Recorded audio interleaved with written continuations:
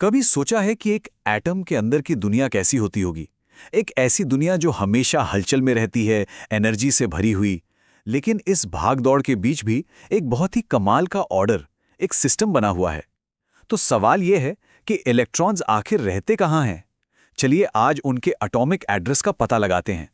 अक्सर ऐसा लगता है कि इलेक्ट्रॉन्स बस यूं ही कहीं भी घूमते रहते होंगे, पर सच तो ये है कि मामला इससे कहीं ज्यादा ऑर्गेनाइज्ड है।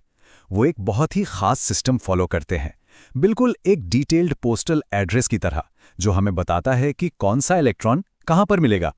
तो हमारे इस एड्रेस का जो पहला हिस्सा है वो है मोहल्ला, या कहें तो केमिस्ट्री की भाषा में एनर्जी शेल्स। ये एक ऐसा आइडिया था जिसे 1913 में नील्स बोहर ने दुनिया के सामने रखा था, और इसने एटम्स को देखने का हमारा नजरिया ही हमेशा के लिए बदल दिया। तो बोहर का कहना यह था कि इलेक्ट्रॉन्स इन फिक्स्ड ऑर्बिट्स में घूमते हैं, और ऐसा करते हुए वो अपनी एनर्जी नहीं खोते। उन्होंने इन शेल्स को नाम दिया के, एल, एम और एन, जो न्यूक्लियस से शुरू होकर बाहर की तरफ जाते हैं। ये अपने आप में एक बहुत बड़ी बात थी, क्योंकि इसने हमें बताया कि हर ऑर्बिट की अपनी एक तय मात्रा में एनर्जी होती है। अब देखिए, इस बात को समझने का एक बड़ा आसान तरीका है। इसे स्कूल के ग्रेड्स की तरह सोचिए। पहला ग्रेड यानी के शेल न्यूक्लियस के सबसे पास है और उसकी एनर्जी सबसे कम है, और जैसे जैसे ग्रेड्स बढ़ते हैं, एल, एम, एन, वो न्यूक्लियस से दूर होते जाते हैं और उनकी एनर्जी भी बढ़ती जाती है। तो एक शेल में आखिर कितने इलेक्ट्रॉन समा सकते हैं? इसके लिए एक बहुत ही सिंपल सा फॉर्मूला है, 2n²। यहाँ n का मतलब है शेल का नंबर, k के लिए 1, l के लिए 2 और इसी तरह आगे। और ये टेबल इस फॉर्मूले को बहुत अच्छे से समझाती है। देखिए, के शेल जो कि पहला शेल है, उसमें ज्यादा से ज्यादा 2 इलेक्ट्रॉन आ सकते हैं। एल शेल में 8, एम शेल में 18 और एन शेल में 32। ये छोटा सा फॉर्मूला हमें एटम के पूरे आर्किटेक्चर की नींव देता है। ठीक है, अब थोड़ा और अंदर चलते हैं। हमने मोहल्ला यानी एनर्जी शेल को तो समझ लिया है। अब बारी है गली और घर के नंबर की, यानी सब शेल्स और ऑर्बिटल्स की। यहाँ एक और बढ़िया उदाहरण है। अगर एनर्जी शेल एक स्कूल ग्रेड है, तो सब शेल उस क्लास के अंदर रखी बेंच की तरह हैं, और हर बेंच पर ज्यादा से ज्यादा 2 स्टूडेंट्स बैठ सकते हैं, यानी इस केस में 2 इलेक्ट्रॉन्स। इन सब शेल्स को हम एस, पी, डी और एफ कहते हैं। हर तरह के सबशेल की अपनी अपनी कैपेसिटी होती है। एस सबशेल में 2 इलेक्ट्रॉन आ सकते हैं, पी में 6, डी में 10 और एफ में 14। ये स्ट्रक्चर हमें दिखाता है कि एक ही एनर्जी शेल के अंदर भी ऑर्डर के कई सारे लेवल्स हैं। तो अब जब हमारे सामने एटम का ये पूरा स्ट्रक्चर है, शेल्स और सबशेल्स, तो सवाल ये उठता है कि इसके रहने वाले यानी इलेक्ट्रॉन्स इन जगहों को भरते कैसे हैं। इसके लिए भी कुछ खास नियम हैं जो बिल्कुल उनके एड्रेस के पोस्टल कोड की तरह काम करते हैं।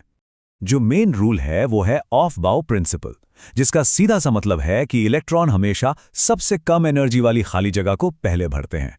मतलब वो हमेशा सबसे आसान, सबसे कम एनर्जी वाला रास्ता चुनते हैं।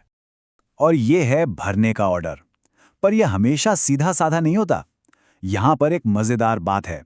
कभी कभी एक ऊंचे एनर्जी शेल का सबशेल जैसे 4s एक नीचे वाले एनर्जी शेल के सबशेल जैसे 3d से पहले भर जाता है। ये सारा खेल एनर्जी लेवल्स का है। चलिए अब इस सारी थ्योरी को एक्शन में देखते हैं। एक असली एलिमेंट का उदाहरण लेकर उसके इलेक्ट्रॉन कॉन्फ़िगरेशन को डिकोड करते हैं, मतलब उसका पता लगाते हैं। हम अपने उदाहरण के लिए क्लोरीन को लेते हैं। क्लोरीन का एटॉमिक नंबर 17 है, जिसका मतलब हुआ कि उसके पास 17 इलेक्ट्रॉन्स हैं जिन्हें हमें उनकी सही जगह पर अरेंज करना है। तो ये है हमारा मैजिक नंबर 17।